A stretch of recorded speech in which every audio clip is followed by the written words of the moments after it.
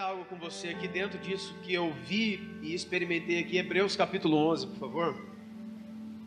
Hebreus 11. Você sabe que é o capítulo, né, chamado capítulo da fé. Hebreus 11, verso de número 30 em diante, amém? Vamos falar disso aqui que está acontecendo, vamos falar. E eu queria, em nome de Jesus, confirmar algumas coisas, amém? Diz assim, Hebreus 11, 30. Pela fé ruíram as muralhas de Jericó, depois de rodeadas por 7 dias. Pela fé Raabe, a meretriz, não foi destruída com os desobedientes, porque acolheu com paz aos espias. E o que eu direi mais? Certamente me faltará tempo necessário para referir o que há a respeito de Gideão, de Baraque, de Sansão, de Jefté, de Davi, de Samuel e dos profetas, os quais através da fé subjugaram reinos, praticaram a justiça, obtiveram promessas, fecharam a boca dos leões, extinguiram a violência do fogo, escaparam ao fio da espada, da fraqueza tiraram força e fizeram-se poderosos em guerra, pondo em fuga exércitos inimigos. Mulheres receberam pela ressurreição os seus mortos. Alguns foram torturados, não aceitando o seu resgate, para obterem superior ressurreição. Outros, por sua vez, passaram pela prova de escárnios e açoites, de algemas e prisões. Foram apedrejados, provados, cerrados pelo meio, mortos a fio de espada. Andaram peregrinos, vestidos de peles de ovelhas e de cabras, necessitados, afligidos e maltratados, homens dos quais o mundo não era digno, errantes pelos desertos, pelos montes, pelas covas, pelos antros da terra. Ora, todos estes obtiveram bom testemunho por sua fé.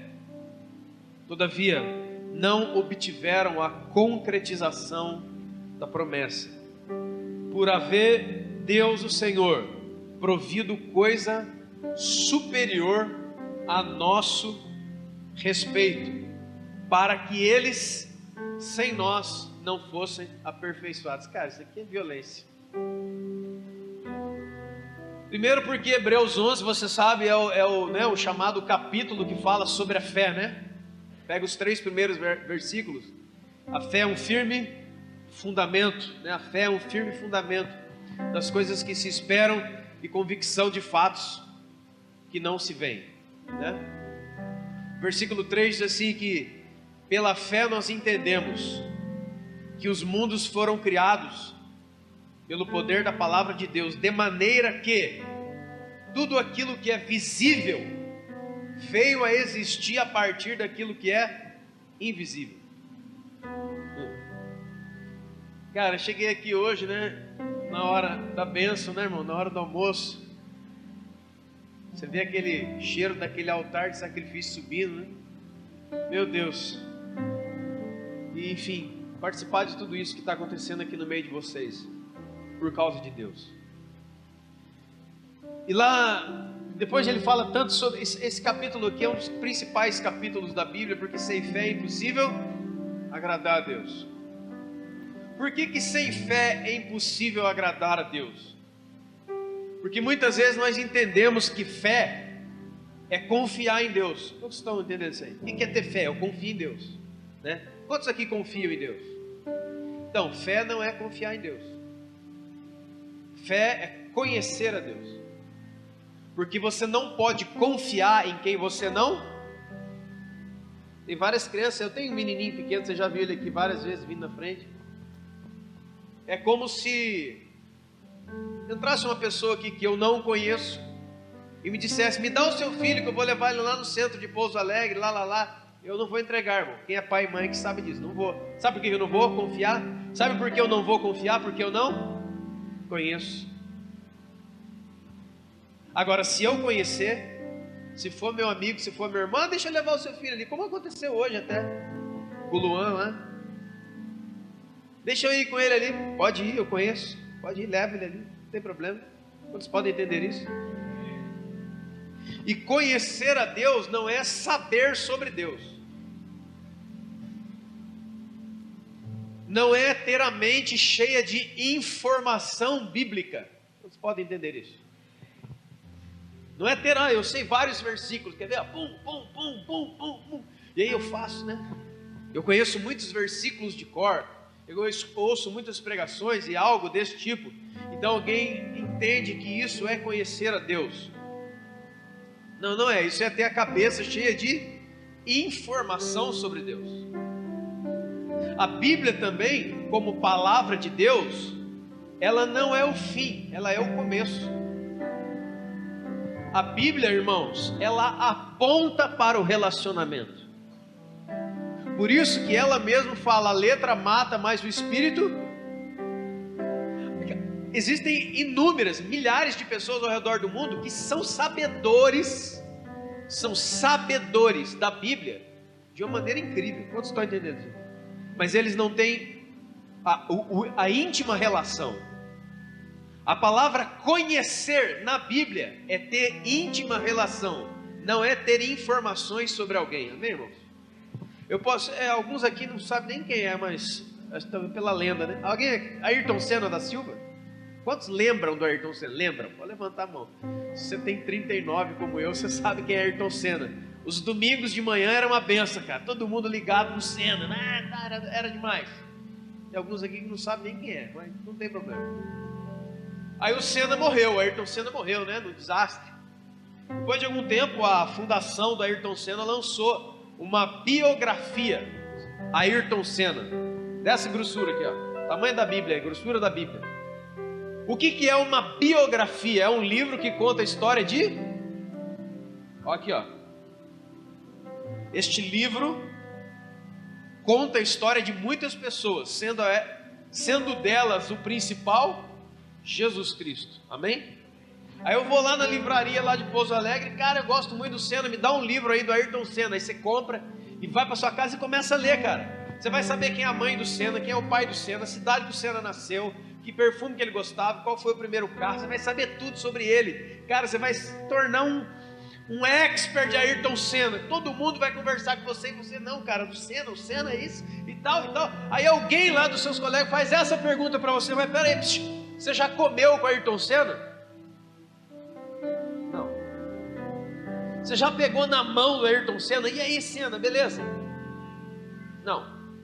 Mas você conhece o nome da mãe do Senna, do pai do Senna, onde ele morava? Você sabe tudo sobre ele, só não tem uma coisa com ele. O que é? Você não sabe quem ele é. Você sabe quem ele é, mas você não tem conhecimento de quem ele é. Porque conhecimento não é saber. Conhecimento é íntima. Na palavra de Deus, por exemplo, diz que José não conhecia Maria. Amém? Mas como é que ele não conhecia? Ele sabia quem é. Então, mas conhecer não é saber quem é. Conhecer é ter íntima comunhão. No caso ali, marido e mulher. Amém? Alguém aqui é empregada doméstica? Tem algum empregada doméstica aqui? Não tem? Alguém é filho de empregada doméstica? Alguém sabe o que é uma empregada doméstica? Aleluia. Sim. A cidade aqui é muito evoluída, irmão. Vem lá do vale, né? Eu venho do vale. Eu sou filho de empregada doméstica. Minha mãe tem 60 anos já. E desde quando eu era pequeno assim, muitas vezes a minha mãe não tinha com quem me deixar. Quantos estão entendendo isso aí? Então eu fazia o quê? Eu ia trabalhar, eu ia para o trabalho da minha mãe. Eu era muito criança. Minha mãe era empregada doméstica, né? E eu entrava na casa do patrão, né? O patrão trabalhando, a patroa também fora. Eu via minha mãe cozinhando, eu via minha mãe lavando, eu via minha mãe arrumando uma casa que não era dela. Eu via minha mãe deixando aquela casa um brinco, mas a casa não era. E uma das coisas que me chamaram a atenção, e depois Deus me ministrando no meu coração, é que a minha mãe também lavava a roupa da família, amém? E ela arrumava a casa, e ela arrumava o quarto do casal. Ela entrava, muitas vezes, hoje eu entendo porquê, né? Mas aquela cama toda desarrumada, né? Aquela coisa, e ela pegava, esticava a cama, pegava as roupas que tinha que lavar, lavava as roupas do marido, lavava as roupas da esposa, deixava tudo cheirosinho, bonitinho, passava e deixava tudo bonitinho. Depois as roupas estavam toda amassada de novo, enfiada lá. Deixa eu dizer uma coisa para você. A minha mãe sempre teve acesso ao local da intimidade daquele casal, mas ela nunca teve lugar nesta intimidade. Você entendeu? Ela podia entrar no quarto daquele casal, mas ela não era casada com aquele homem. Isso aqui é um quarto grande, mas ele é. E a cada momento que nós estamos aqui adorando e cantando, tem alguém que vem aqui. Tem alguém que vem aqui. Sabe quem é? O noivo. E noivo na Bíblia não é como noivo daqui. O noivo da Bíblia é marido mesmo. E por quê? Porque se Jesus fosse um noivo como nós somos noivos aqui, ele não poderia vir e colocar a sua semente dentro da sua esposa, que é a igreja, e gerar filhos. A cada culto, a semente de Deus, que é a sua palavra, cai aqui e é gerado filhos espirituais de Deus, a salvação. Como é que você se converteu? Você estava em algum lugar algum dia e a semente do evangelho caiu aonde? No seu coração, ela germinou, você está aqui. E agora você é feito filho de Deus, amém? Mas isso aqui é muito importante, irmão. Muitas vezes nós estamos num ambiente desse, num ambiente, a igreja é um ambiente de intimidade. Intimidade de quem? Da noiva e de Jesus e a sua igreja. E você está aqui no meio, mas você está com o espírito de empregada. O que é o espírito de empregada? Eu faço serviços, vocês podem entender. Eu toco, eu canto, eu prego, eu sou útil, viu? O que você está precisando? Eu arrumo esse fio, cara, eu sou, faz tudo aqui. Vocês estão entendendo? Isso tem uma utilidade? Tem uma utilidade, irmãos. Mas você lembra de Marta e Maria, não lembra? Lembra? O que Jesus falou para Marta? Marta, você se detém, você se enche de muitos afazeres, mas Maria encontrou a melhor parte. Qual a parte que qual é a parte melhor? A intimidade. Tem um tempo para tudo determinado nesse mundo. Tem um tempo de fazer coisas, amém? Mas é muito mais importante o ser do que o fazer. Porque aquele que só faz sem ser é o religioso, que a gente fala. Ah, religiosidade. O que é isso? O que é esse negócio de religiosidade? É aprender a fazer da melhor maneira, sem ter a essência chamada amor. Sabe o que é culto? Culto é devoção. Sabe o que é devoção? É amor, é carinho. Culto é carinho. Por isso que Apocalipse capítulo 2, na primeira igreja, a igreja de Éfeso, Jesus começa a elogiar aquela igreja. Fala, vocês são fantásticos, vocês são maravilhosos, vocês têm serviço, vocês têm obras. As obras que vocês fazem agora são mais numerosas que a primeira. Vocês não toleram os maus, vocês não toleram a mentira, vocês não deixam nenhum demônio entrar aqui dentro. Cara, vocês são uma igreja fantástica. Mas tem uma coisinha só que eu quero falar: vocês não me amam mais. Quem é casado aqui? A gente sabe muito bem o que é isso. Quem é marido sabe. Não adianta para o marido verdadeiro chegar em casa e ver que a esposa é a melhor dona de casa do mundo. Ele precisa ser amado. Ele precisa se sentir querido. Quantos podem entender isso, irmãos? A esposa é a mesma coisa. Não adianta dar coisas para ela, não adianta prover coisas para ela. Ah, eu sou o marido provedor, eu prover. Não adianta, tem que ter o quê? Eu quero sentir carinho, eu quero sentir amor.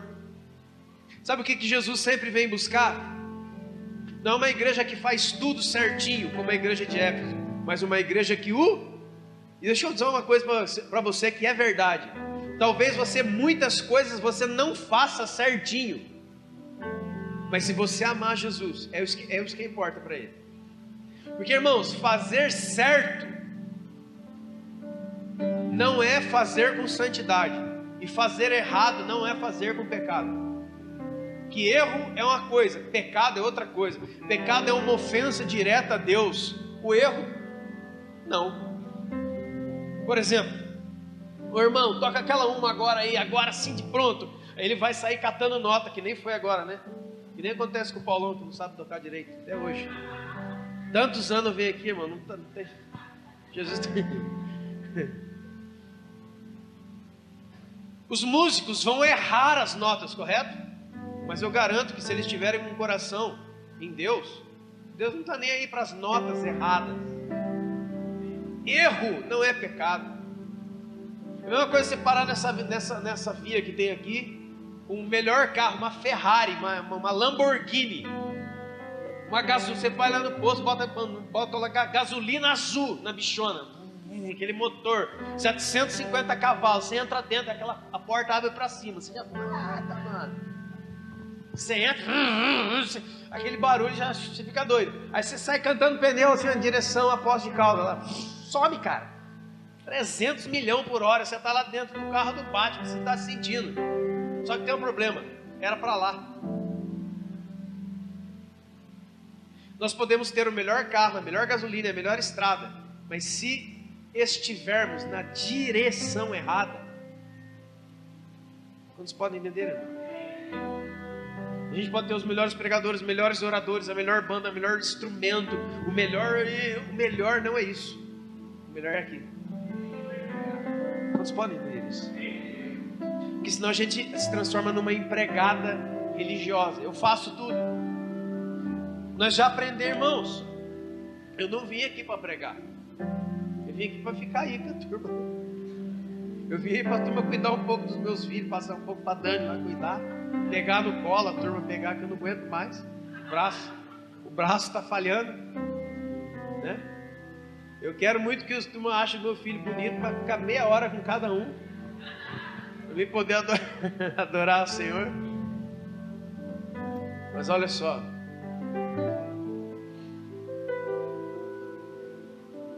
A Dani falou, olha, ministra uma palavra. O Diego falou, ministra uma palavra. Eu não vim preparado com uma palavra, mas eu sei pregar, isso está dentro de mim. Isso é uma coisa que eu sei. Mas o que eu tenho que ter cuidado, nós todos temos que ter cuidado, é fazer sem o amor. Vocês podem entender, irmão? Esse cara aqui sabe tocar pra caramba. Ele sabe tocar o pau. A galera sabe tocar, amém? Isso a gente pode pegar uma cifra dessa e levar num boteco lá do centro, os caras também vão tocar. Qual é a diferença? A diferença é que Jesus não vem buscar música, Ele vem buscar você. Você é o instrumento de cordas do Salmo 150.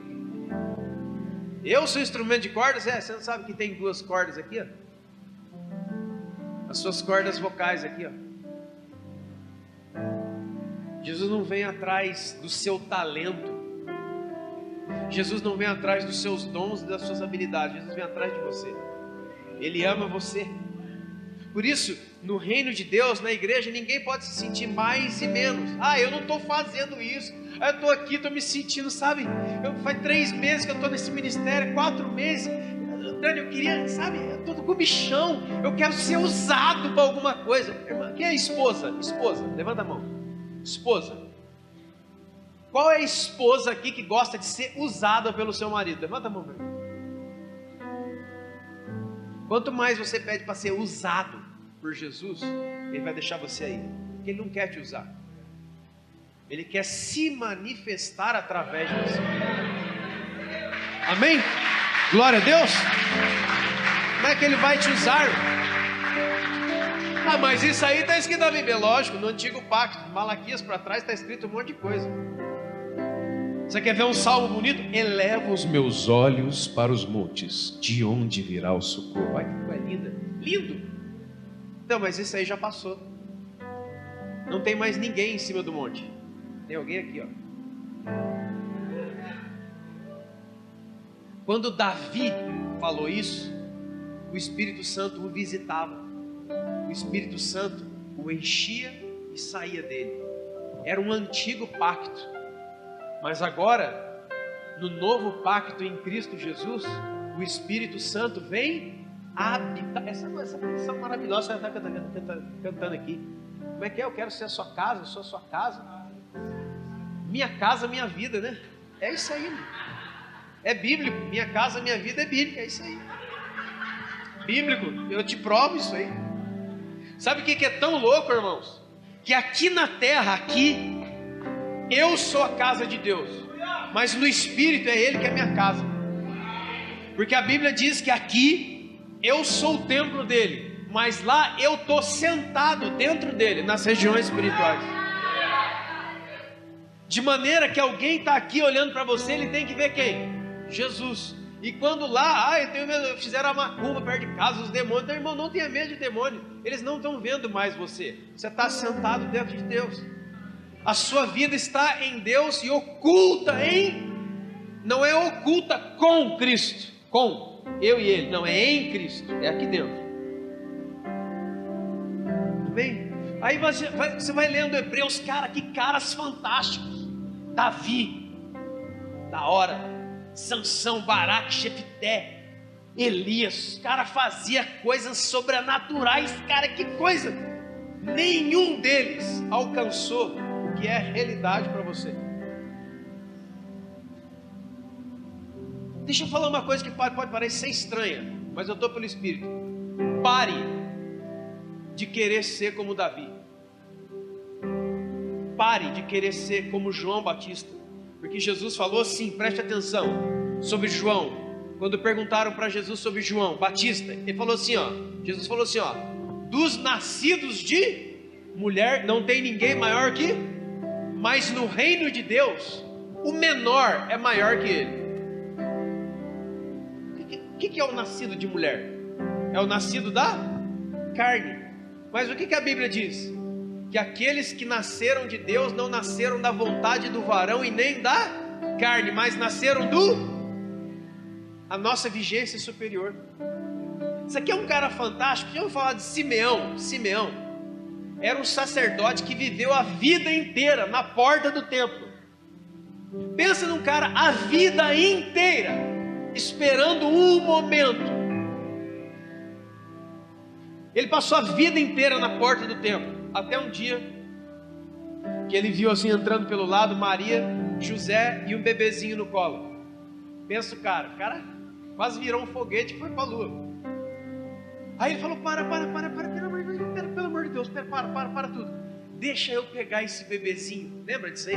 Lá em Lucas, essa é a passagem mais linda que tem. Por favor, deixa eu pegar esse bebezinho no colo. Aí Simeão pega Jesus no colo e aperta assim, cara. Ele foi uma das orações mais fantásticas de alguém que verdadeiramente encontrou a Cristo. Ele levanta os olhos para o céu e fala assim, Senhor, o Senhor pode despedir o seu servo, porque os meus olhos viram a sua salvação.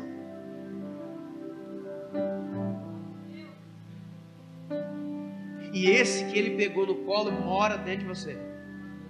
Aí você é um chato, você tem medo do amanhã, está com medo de morrer, está com medo do governo, está com medo de que vai acontecer. Nunca te deixarei, jamais te desampararei. Se a Bíblia, cara, tivesse uma página, nessa página tivesse um versículo, e fosse aquele de Marcos 16, para mim batia, Marcos 15, para mim batia, ele fala assim a seguinte coisa, olha, eis que eu estarei convosco todos os dias, até o fim dos tempos. Você crê nisso? Você crê no que você lê? Então pega esse versículo e acabou o problema. Alguém fala assim, quantos acreditam em vida após a morte aqui?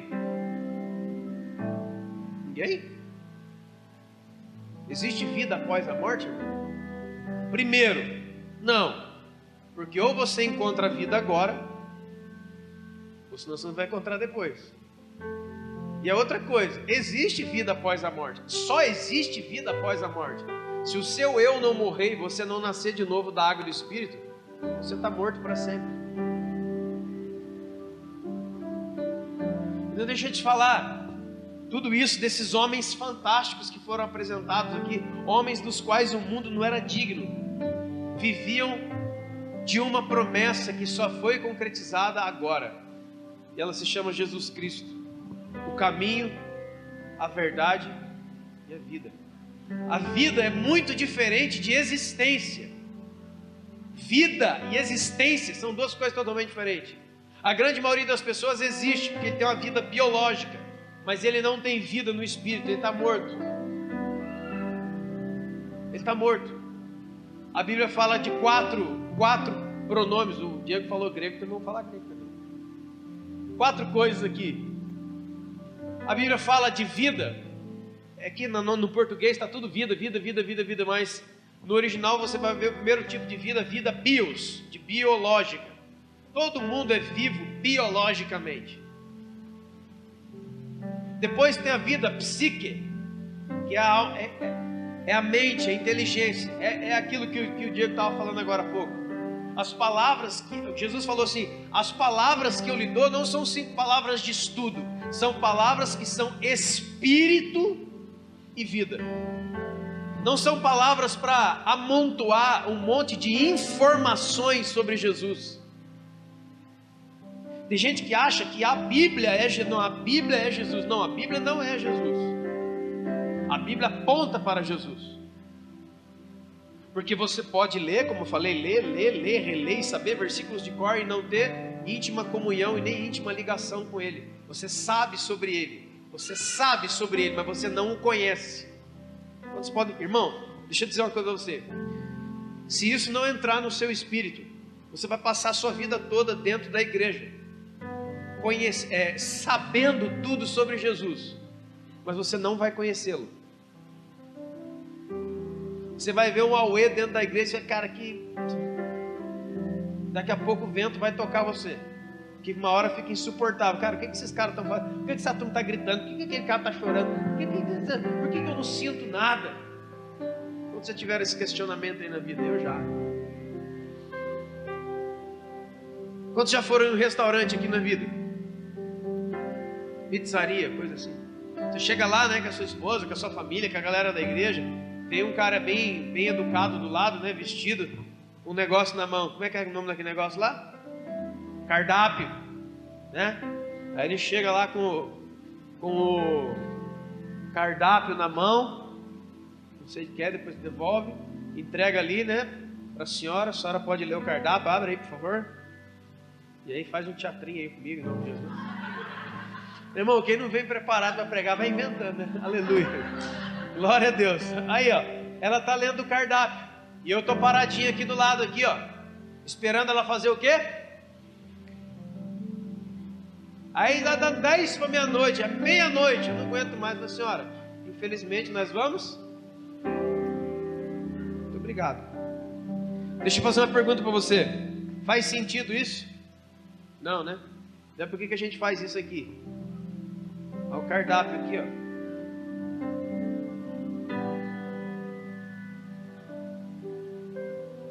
Você vem, abre, lê,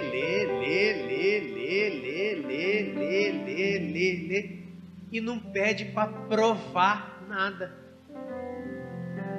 E lê o cardápio, lê o cardápio, mas não pede para provar nada. Quantos podem entender isso? Você já leu 1 Pedro capítulo 1? É fantástico. Fala de duas categorias de gente assim que a gente fica louco: anjos e profetas. Anjos e profetas. E diz lá dos profetas que os profetas, olha para você ver, os profetas profetizavam e não sabiam do que estavam falando. E enquanto eles estavam falando, os anjos no céu ficavam assim, ó. Os anjos também não entendiam. E aí vem Jesus e se revela para você.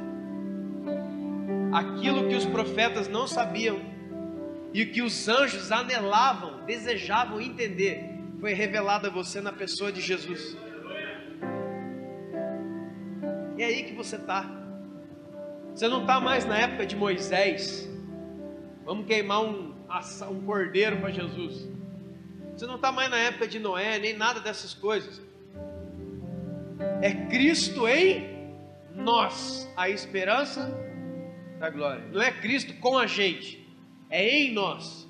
Você já ouviu falar lá em 1 Coríntios capítulo 2 que nós temos a mente de Cristo? O que é isso? A mente de Cristo é o seguinte: tudo que eu vou pensar, eu penso um versículo. Não. É só você ler com cuidado. A mente é de quem, irmão? A mente é de quem? O que é ter a mente de Cristo? Olha, escuta essa, você nunca ouviu. É ter a mente de Cristo. Como assim? Você está falando, você está fazendo gracinha? Não. É a mesma coisa do fruto do Espírito, Gálatas 5:22.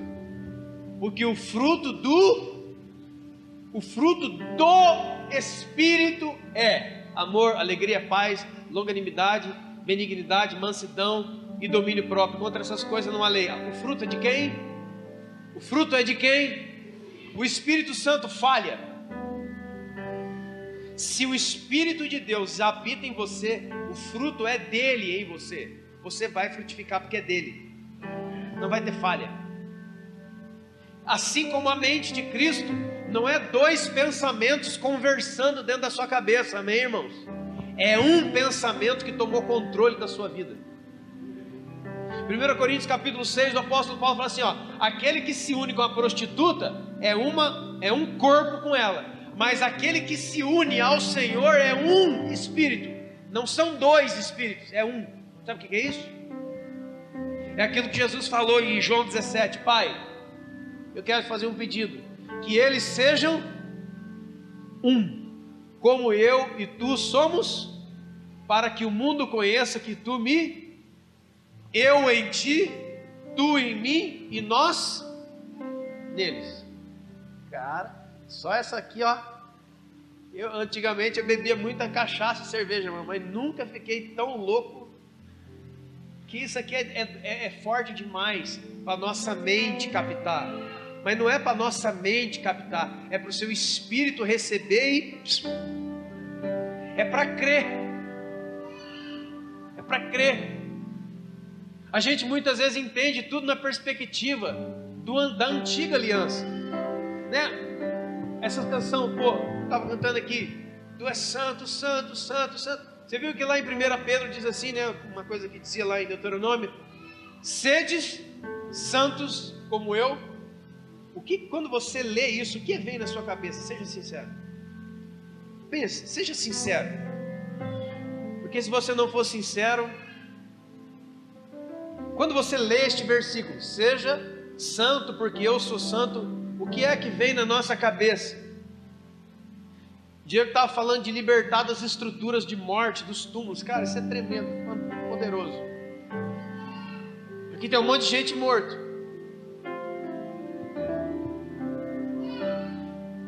A ignorância nem sempre é maligna, mas que ela te deixa fora de muita coisa, ela te deixa. Quando Deus diz sejam santos como eu sou santo, Ele não está falando começa a viver uma vida certinha. Ele está falando creia em mim. Porque você jamais conseguirá ser santo se o Espírito Santo não habitar em você. É o Espírito Santo que gera a santidade de Deus em você.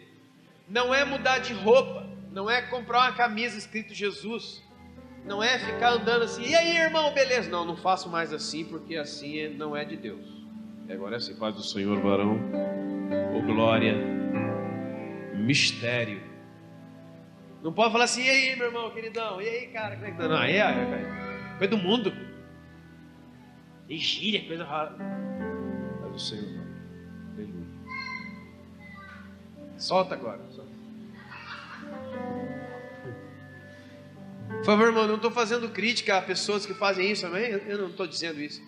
Eu estou dizendo de uma das piores desgraças que nós podemos viver: a tentativa de construir e gerar alguma coisa para Deus que não começou em Deus, começou em você. Lembra que eu falei aqui há pouco da semente? Quem já viu um caroço de manga? Levanta a mão, irmão. Os restos nunca viu caroço de manga? Nasceram tudo em condomínio, né? Turma. Quem já viu o caroço, a semente de manga? Levanta essa mão. Miséria. Tem gente que nem não viu, nem nunca viu, não sei o que é. Certo? Quem já fez na escola? Essa você tem que... Na escola, aquela experiência do grãozinho de feijão. Você põe na terrinha ou no algodãozinho, todo mundo fez?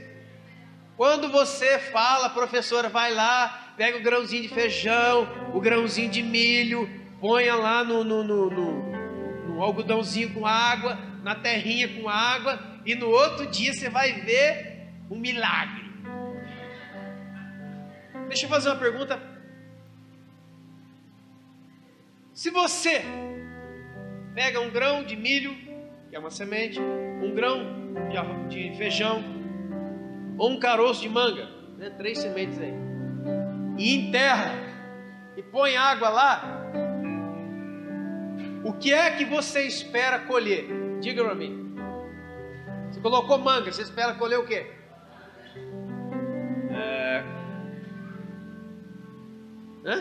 Você coloca lá o feijão, meu Deus do céu. Aí no outro dia você quer o quê? Carambola. Você quer laranja. Não, né, irmãos?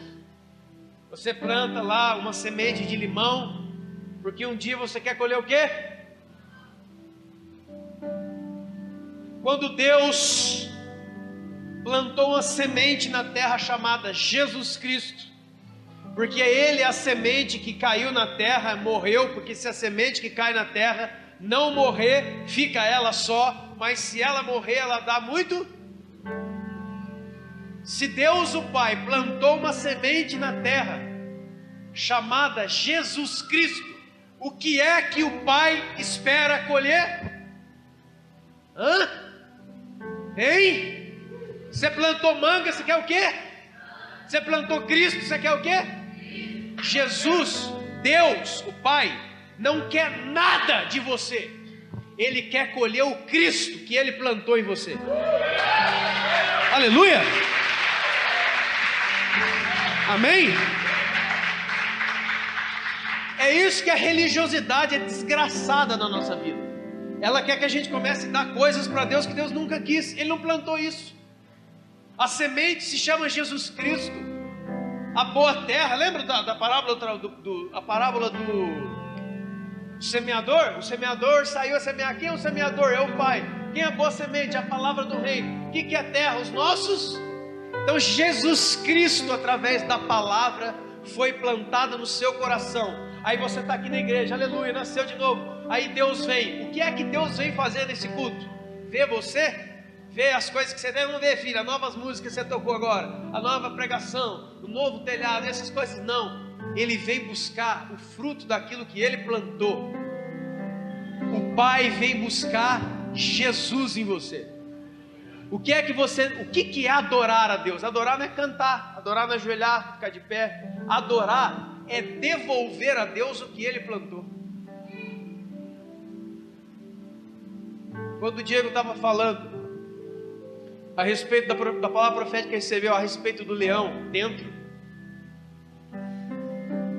e de sair para fora, o nosso corpo é como o feijãozinho, o nosso corpo é como aquela casca da semente de manga. Ela cai na terra, ela tem a água da vida. A semente em si mesma não faz força nenhuma para manifestar o que está dentro dela, mas tem um tempo determinado para todas as coisas, e o tempo determinado para todas as coisas foi determinado pelo Pai. No momento e na hora certa, sem o esforço da terra e sem o esforço da semente, o broto sai. Amém? Enquanto as pessoas, eu estava aqui no canto ali, falando com a Adriana, e eu estava em espírito de oração. Falei, até a Renata e a Nini falou, você quer falar alguma coisa? Eu falei, não. Eu estava esperando Deus completar no meu coração. Mas essa é a palavra que Deus tem para você. Não se preocupe acerca de colocar para fora o que você tem dentro. A casca vai romper na hora certa, no lugar certo, e vai dar o fruto que Jesus plantou aí dentro, que é Ele mesmo. A casca, nós não conseguiremos segurá-lo, porque nem a morte pode segurá-lo. Você pode aplaudir o Senhor? Amém? Se Jesus está em você, nada pode contê-lo. Nada. O que você tem que ser, irmão? Você tem que entender essas coisas e descansar no Senhor. Não deixar que a ansiedade ou coisa alguma tome o lugar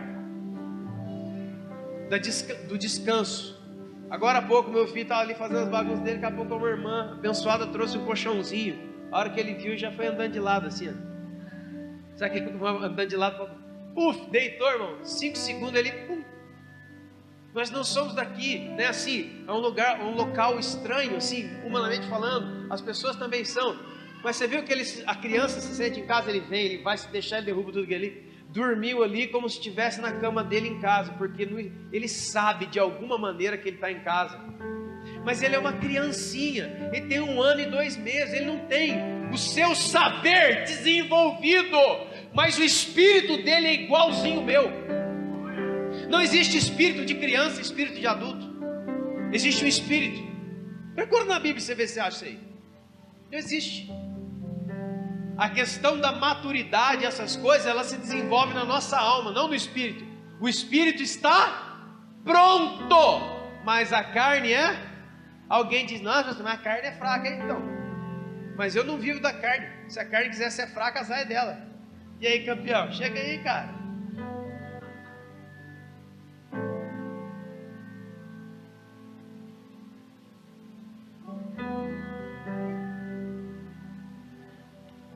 Tranquilo? Esse cara não sabe falar. Escuta, ele não sabe falar comigo ainda. Falar como eu falo com você e você fala comigo. Eu não entendo as palavrinhas que saem da boca dele. Eu não entendo aqui. Eu não entendo aqui, ó. Vocês estão entendendo? Olha para mim aqui, ó. Eu não entendo as palavrinhas que saem da boca dele aqui, ó. Mas de alguma maneira, quem é pai e mãe que sabe, existe uma conexão entre eu e ele no espírito,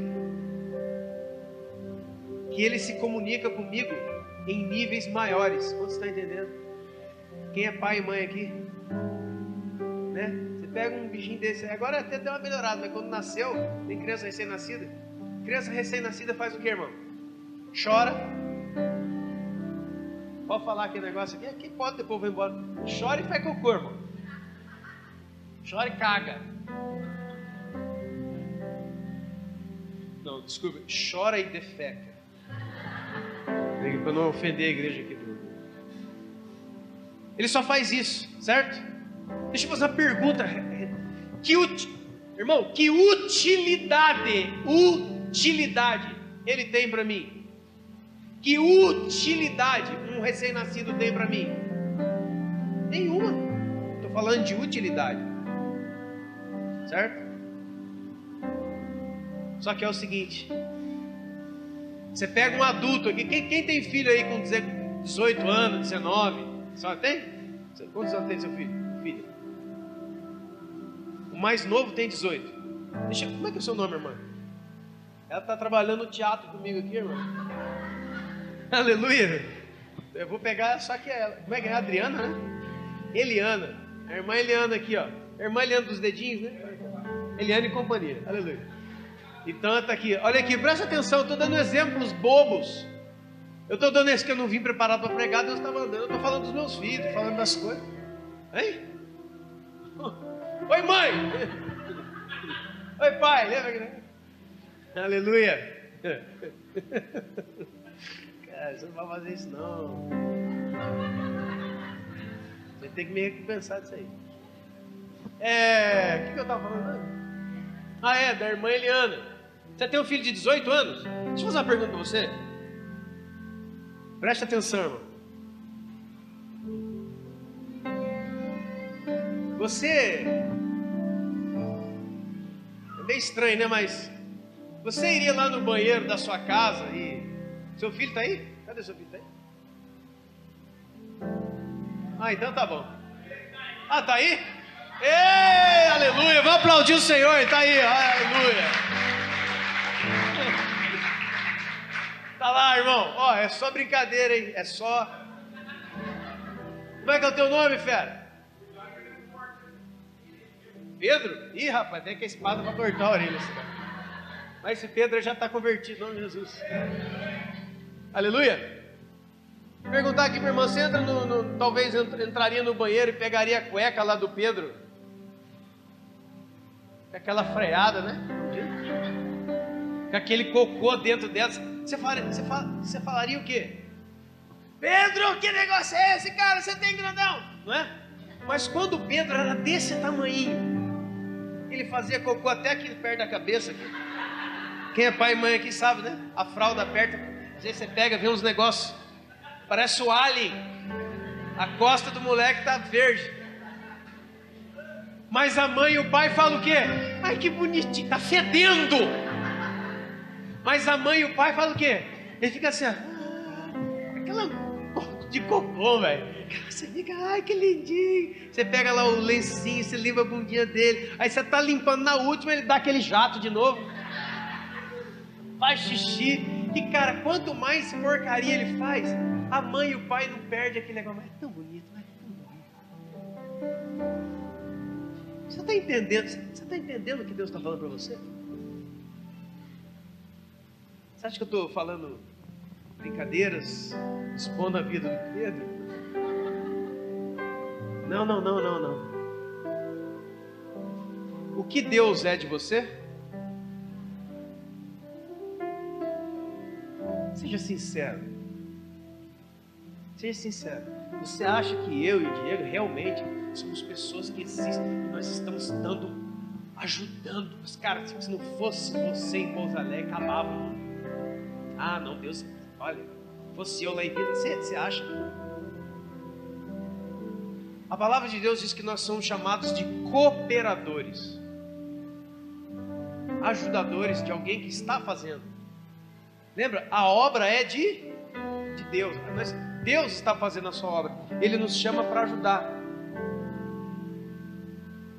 Talvez tem muita gente hoje aqui com a fralda toda suja. Está entendendo o que eu estou falando, irmão? Tem umas coisinhas aí que está sujando você. Tem umas coisinhas aqui na sua cabeça que está te sujando. Quantos estão entendendo aqui? Tem algumas coisinhas aqui, ó, que está fedendo. Mas isso não impede o seu pai de ter um amor gigantesco por você. Ele olha você além da sua sujeira. Porque ele sabe que aquela sujeira ali é uma coisa de criança. Logo você vai amadurecer e a sua roupa vai ficar limpa. Em nome de Jesus. Amém? É a mesma coisa.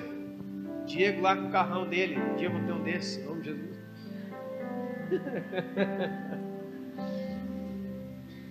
Aí ele quer o carro bem limpo, né, irmão? Porque ele vai fazer uma viagem. Ele leva lá no Lava Rápido, né? Leva lá, dá aquele talento, né? É o Magal? Leva lá no Magal. Cara, o carro fica, parece que saiu da loja, né? Isso é uma coisa. Aí ele faz o que com o Magal? Paga o Magal, paga, né, irmão? E sai com o carro tinindo. Isso é uma coisa, amém? Agora outra coisa, ele fala: Samuel, ajuda o pai a lavar o carro. Ou Sara, e Samuel, ajuda o papai a lavar o carro. Com certeza não vai ficar igual o Magal, mas para um pai vale mais um carro meia boca, onde ele está com os filhos, do que pagar para alguém que não tem intimidade nenhuma com ele.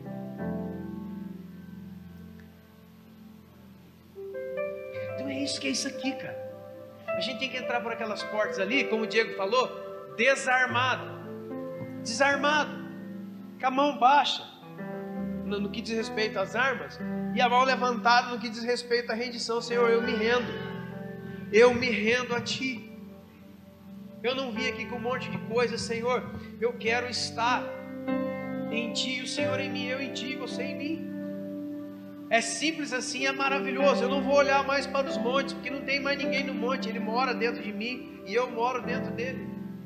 Foi muito legal Davi, Sansão, Baraque, Jefté, Elias, os caras é tremendo. Só que é o seguinte, a Bíblia diz que todos eles morreram na promessa, sem ver a concretização da promessa. E a concretização da promessa se chama Jesus Cristo, aquele que foi plenamente revelado a você e a mim.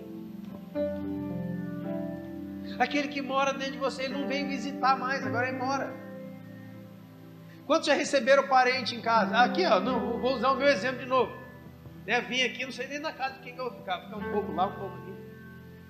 Mas quando você recebe visitantes na sua casa, já arrumou lá para mim? Que coisa boa, hein? Quando você recebe um visitante na sua casa, não tem como a sua vida não ser alterada. Concorda comigo? Você colocou gente dentro da sua casa, né? Isso é visita. Imagina alguém que vem morar dentro de você. Como que a sua vida não muda? Como que você não tem força para... Sabe qual que é o problema? Você está tentando lutar contra o pecado. Para de lutar contra o pecado e se alia a Deus. Quem vence o pecado é a força e o poder do Espírito que em você opera. Não é você que vence o pecado. Porque qualquer um que tenta ele mesmo, pela força dele, intelecto dele, vencer o pecado, é só ler a Bíblia, irmão. Vai perder sempre. Você já tentou. Talvez tem gente aqui que já ficou muito frustrada. Cara, o pastor, ele veio, cara, eu quero aconselhar com vocês, porque, cara, eu estou tentando me livrar desse pecado, dessa prática, dessa coisa, e eu não consigo. Sabe qual é a resposta para você, se você está aqui? Para de tentar. E usa todas as suas forças para buscar Deus em espírito e em verdade. Porque a hora que você encontrar Ele transforma o seu coração. E a hora que o seu coração está transformado, acabou o poder do pecado, já era. Isso é Paulo aos Romanos. Se você está em Cristo, todos os seus inimigos foram vencidos. Ai, meu problema é o mundo, que o mundo me atrai, que o mundo é difícil, você sabe, os jovens têm dificuldade com o mundo, que o mundo chama. Que papo é esse, cara? Onde você arrumou isso aí? Na malhação, né? Miserável. Queima eles, queima a televisão deles. A palavra de Deus diz em 1 João: esta é a vitória que vence o mundo. A nossa, e o que é fé? Conhecimento. É a minha relação com Jesus que vence a atração do mundo. O mundo já está vencido, Jesus venceu. Ah não, o problema é o diabo, Satanás. É o Satanás que veio, não é, meu Deus, é o diabo. Irmãos, a Bíblia diz que, tendo cancelado o escrito de dívida que constava das ordenanças contra nós, e tendo encravado ela na cruz, dispôs publicamente de principados e potestades, triunfando deles na cruz. Você é de Jesus? Jesus está dentro de você? O diabo não tem poder contra você. Aquele que é de Deus, Deus o guarda, e o maligno não lhe toca. Não é uma questão de estar aqui na igreja, de vir aqui 2, 3 vezes por semana. É uma coisa de entrar dentro dele e ele entrar dentro de você. Já não sou eu quem, mas é Cristo que vive em mim. É Jesus vivendo através de nós. Lembra, o verbo estava com Deus, o verbo era Deus, o verbo se fez carne e habitou entre nós. Sabe qual é o maior desejo de Deus hoje?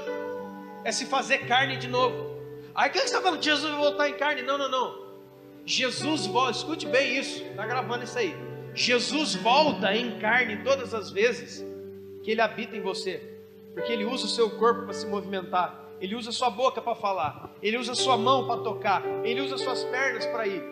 O pastor de vocês, o apóstolo de vocês vai para a África. Quem é que está levando ele para a África? A vontade do homem? É Deus que opera tanto o querer quanto o realizar. Quem é que está levando ele? É alguém que está dentro dele.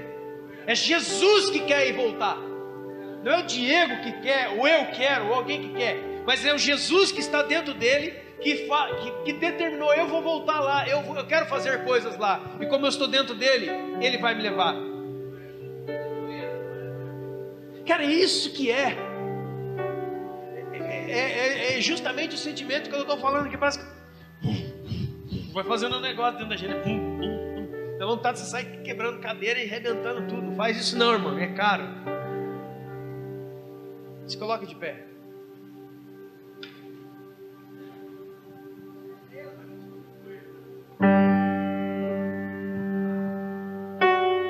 fiz 3 gols, mas vou pedir música. Ei, fecha os olhos aí. Aonde que está Deus? Jesus vem aqui, ele fala: eu já estou aqui, eu quero me manifestar aqui. Eu estou dentro aí, ó. Ei, tudo que aqueles homens fantásticos não puderam ver habita dentro de você. Por isso que aquele que é de Deus, o Espírito Santo lança fora todo medo. Sabe de uma coisa que eu vou falar, parece coisa de louco, não tem tempo para explicar isso, mas isso que o Diego estava falando de Apocalipse. No Espírito, Jesus já veio. No Espírito, Ele já arrebatou você. Como assim? No Espírito, sim. Aonde que você está sentado? No Espírito. No Espírito. Aonde você está sentado?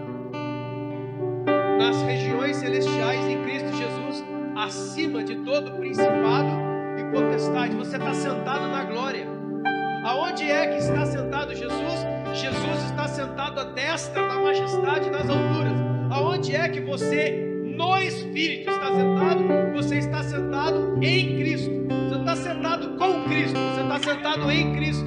Aonde Ele está no Espírito, você está. Então já não há também mais lágrima no seu olho, porque Ele já fez isso. Ele já enxugou no Espírito, se é que o Espírito habita em você. Agora feche os seus olhos e não olhe para os montes. E não chame Jesus como se Ele não estivesse aqui. Ele já está aqui. A igreja é o corpo dele, é a vida dele.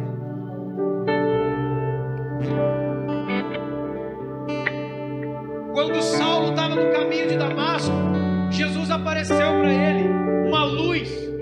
Ele caiu da sua montaria. A Bíblia não diz isso, mas com certeza ele estava na montaria. Ele caiu.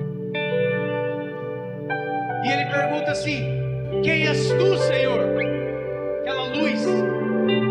E a luz, que é Jesus, responde para ele assim: ó, eu sou Jesus, a quem você persegue. Mas a Bíblia nunca diz que Paulo perseguiu Jesus. Paulo perseguia quem, irmãos? Paulo perseguia a igreja. Quando Jesus apareceu para ele, falou: por que você me persegue? Por que ele está falando? Eu sou a igreja. Se você é a igreja, Jesus está em você e você está em Jesus. O Espírito está em você, você está no Espírito. Já não falta mais nada. Pouso Alegre tem que ser impactado pela vida de Deus que está em nós, que está em você. A cada dia que eu venho, esse lugar está diferente, mais gente está chegando.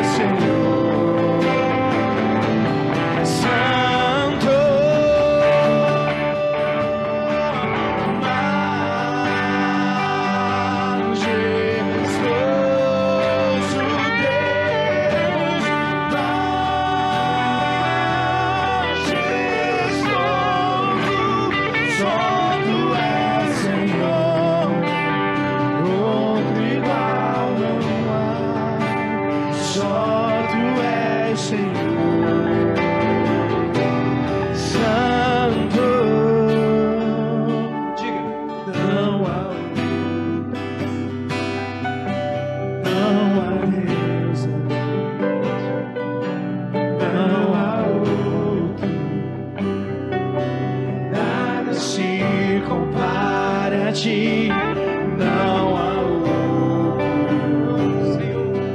Não há Deus além de ti, não há nada se compara a ti.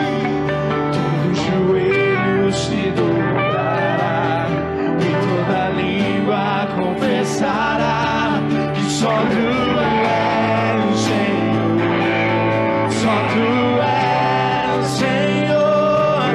Todo joelho se dobrará, toda língua confessará que só tu és Senhor, só tu és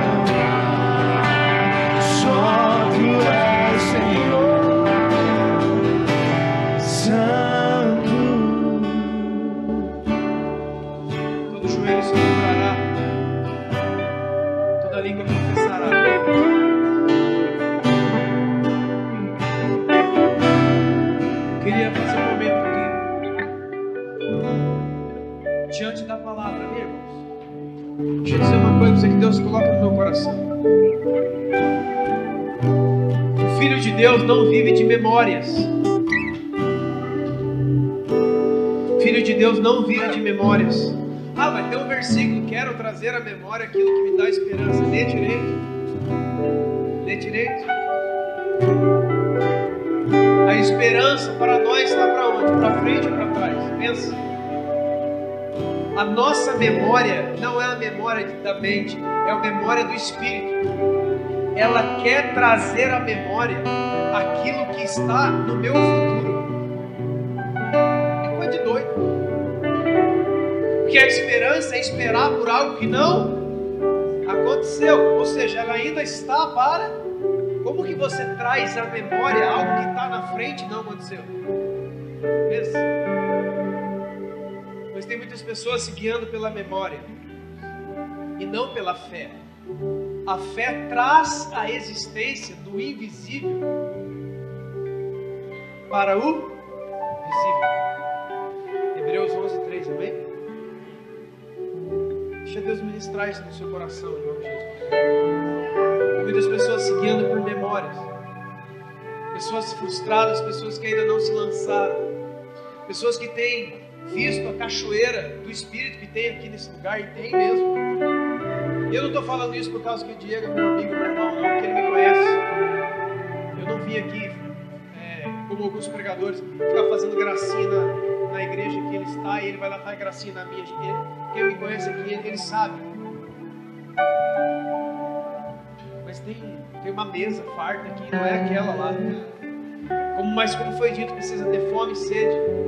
Como o profeta disse: eis que vem, disse o Senhor, que enviarei fome e sede sobre a terra, não fome de pão e nem sede de água, mas se ouvir a minha palavra, diz o Senhor. Mas tem muita gente aqui talvez que está na memória.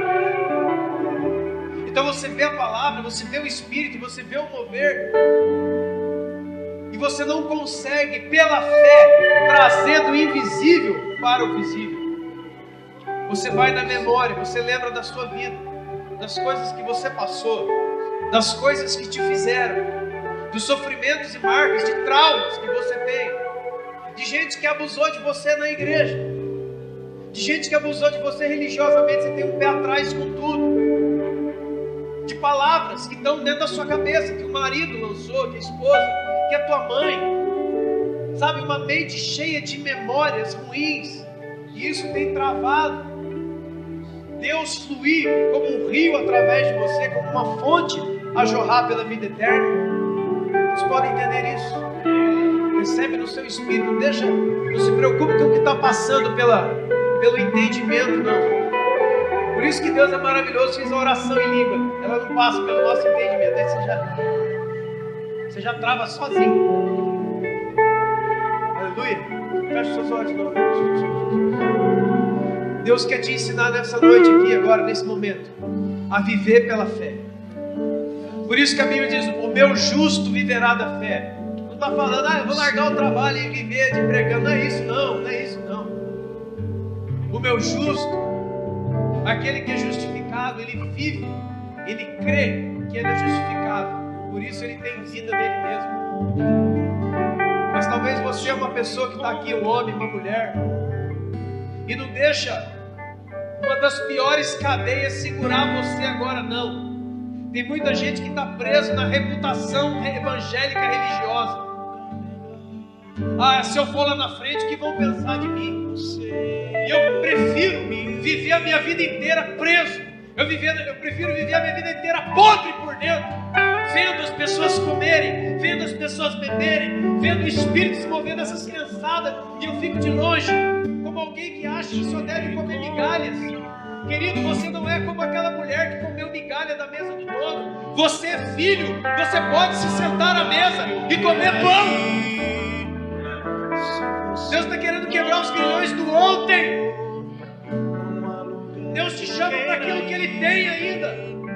Mas naquele tempo, naquela igreja. Mas aquele dia. Mas quando eu tinha 10 anos. Mas você lembra aquela época? Aquela época era boa. Deixa eu falar para você. Nem das coisas boas da sua vida Deus quer mais. Deus está te falando, larga tudo de bom que você teve. Sabe por quê? Porque você teve. Eu estou querendo te dar amanhã. Eu estou querendo te dar coisas novas hoje. Amanhã, cara, eu tenho tanto. Eu tenho tanto para te dar. E você fica segurando coisas boas. Eu já vivi, lembra Diego, aquela oração do monte aquele dia? Como foi? Sim, diz o Senhor, mas ela já foi. Eu tenho algo agora. Eu tenho algo, eu tenho algo fresco. Eu tenho algo pro agora. Tem gente preso na coisa boa. Nós não podemos viver de memórias, sejam elas boas ou ruins. Deus está te falando, usa sua fé e traz agora aquilo que te dá esse